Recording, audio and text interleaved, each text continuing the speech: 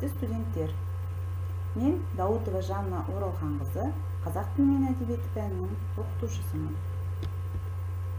Бүгінгі сабағымыздың тақырыбы Әбдіжәміл Нұрпейісовтің өмірі мен шығармашылығы және қан мен тер трилогиясы.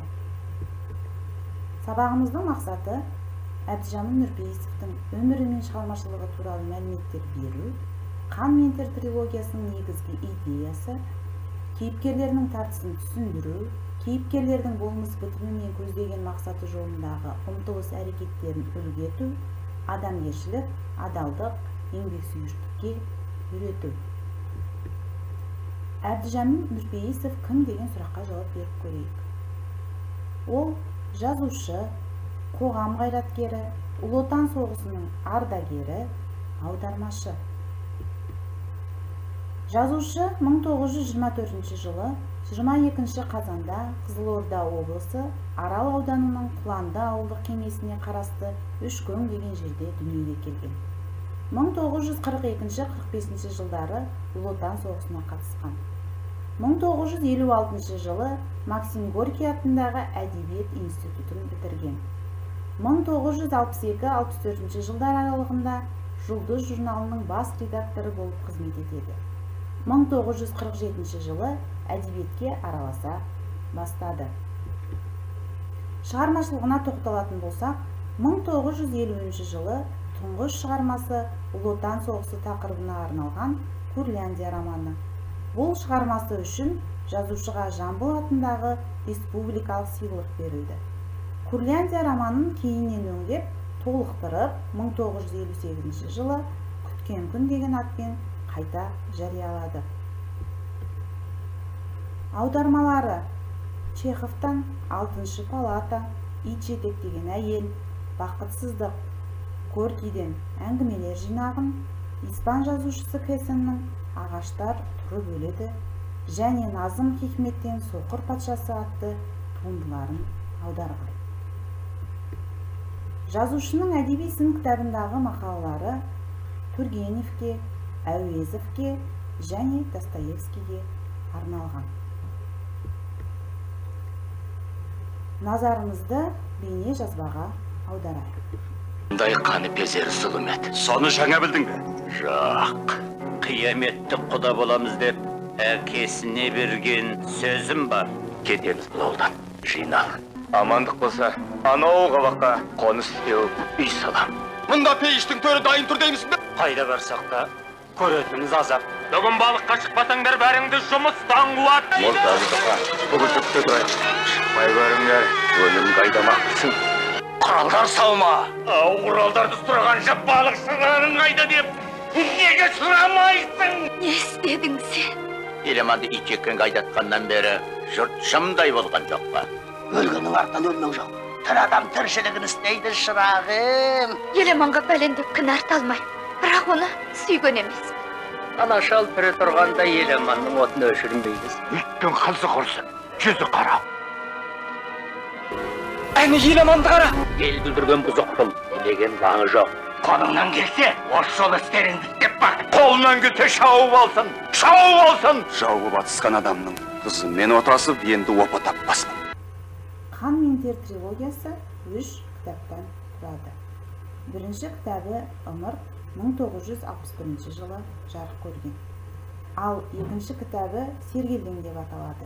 Ол 1964 жылы жарық көрген. Үшінші кітабы Күйреу 1970 жылы жарық көрген. Соңғы парыз атты кітабы 1999 жылы жарық көрген. Ол Қан мен тер трилогиясының жалғасы болып табылады. Шығарманың тақырыбы балықшылардың қасіретті өмірі. Ал шығармадағы негізгі ой Арал теңізінің экологиялық ахуалы. Шығармада қай кезең суреттелген деген сұраққа жауап беретін болсақ, 1914-20 жылдардағы Қазан төңкерісіндегі халықтың әлеуметтік экологиялық жайы суреттелген.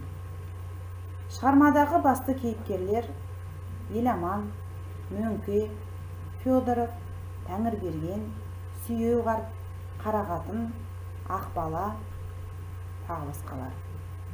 Шығарманың аяқталуы. Федоров өлімі, ақтардың күйреуі, Тәңірбергеннің тығырыққа тірелуі.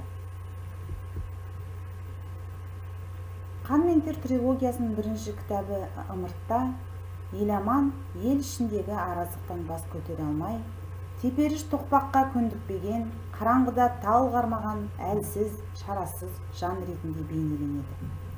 Жұрт Қаратаз деп атайтын Құдаймендебайдың қорлығына шыдамай, сес көрсетіп, балықшылар арасына кетіп қалған Еламан өмірі кездейсоқ оқиғадан кілт өзгереді. Промселдің қожайыны Тентек Шодыр балықшыларды әлі қата қоймаған теңізге айдап салады. Іштей кіжініп жүрген Еламан суға кеткен балықшыларды емес, ауын сұрастырған Шодырды сүйменмен салып өтеді. Шығарманың екінші кітабы Сергелдеңде қазақ даласындағы патша құлап, қос үкімет орнаған кездегі әлеуметтік қайшылықтардың өршуін көрсетеді. Түрмеге қамалған, соғысқа қатысқан, кейін Шалқарға келіп теміржолға жұмысқа орналасқан Еламан біраз дүниені түйсінген. Мүлгазылмен арадағы қақтығыстан кейін ауылға оралған Еламан бастапқы кезде іштей тынып жүреді. Көп ұзамай теңізде иемденіп, ау салдыртпайтын Темірге мен Тәңірбергенге қарсы тұрады. Қан мен тердегі бітімі бөлек кейіпкер Тәңірберген бейнесі. Бұл бейне адамгершілік тұрғыдан әшкереленген, кісі еңбегін жегіш, оның үстіне ұры ұстайды. Ел ішіне іріткі салушы Тәңірберген балықшылар ауылын екіге жарып, бір-бірімен өштестіріп қояды. Ақбалаға көрсеткен қиянаты оның қатыгез келбетін толықтыра түседі. Трилогияның екінші кітабы Сергелдеңде Еламанның жеке басының қайғысын ел қайғысы басып кетеді. Трилогияның үшінші кітабы Күйреу деп аталады. Бұл кітапта Кенжекей мен Еламанның үй болып шаңырақ көтергендігі сөз болады. Еламанның көңілі Ақбалаға алаң болса да, бой тоқтатып, қосағынан жүрегінің жылуын аямайды.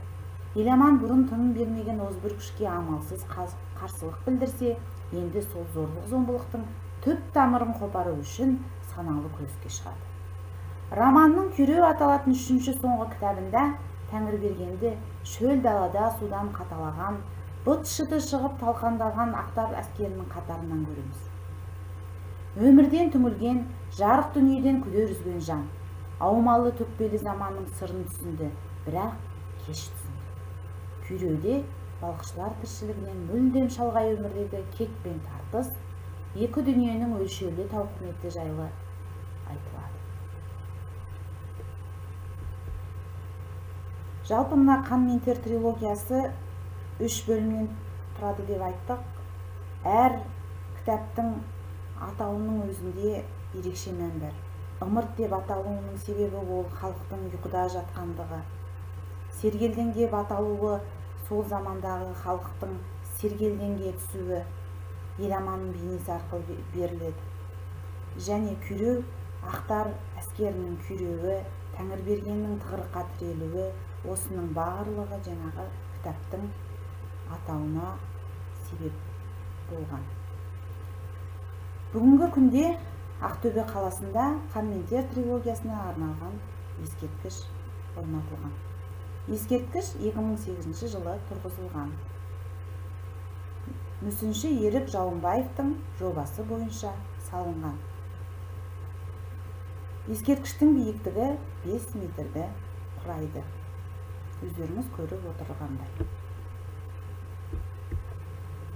Енді сабағымызды қорытындылай келе, біз қазақ тілімен байланыстырып өтсек, кейіпкерді септеу арқылы сабақты қорытындыласақ. Білесіздер, қазақ тілінде 7 септік бар. Осы 7 септікке салып, біз балықшылар сөзіне сөйлем құрай отырып септеп шықсақ. Атау септігі: балықшылар өте еңбекқор, момын. Ілік септігі: балықшылардың өмірімен мені қатты алаңдатады. Барыс септігі: Федоровтың балықшыларға көрсеткен қорлығын нағыз надандық деп білеміз.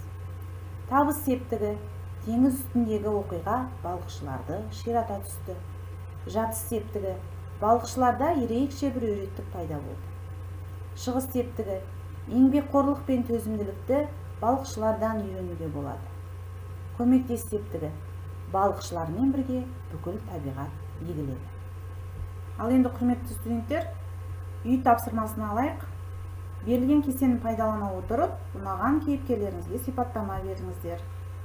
Шығарма кейіпкерлері алдарыңызда берілген, осы кейіпкерлердің ішінен бірнеше кейіпкерге, яғни өздеріңізге ұнаған кейіпкерге сипаттама беріңіздер.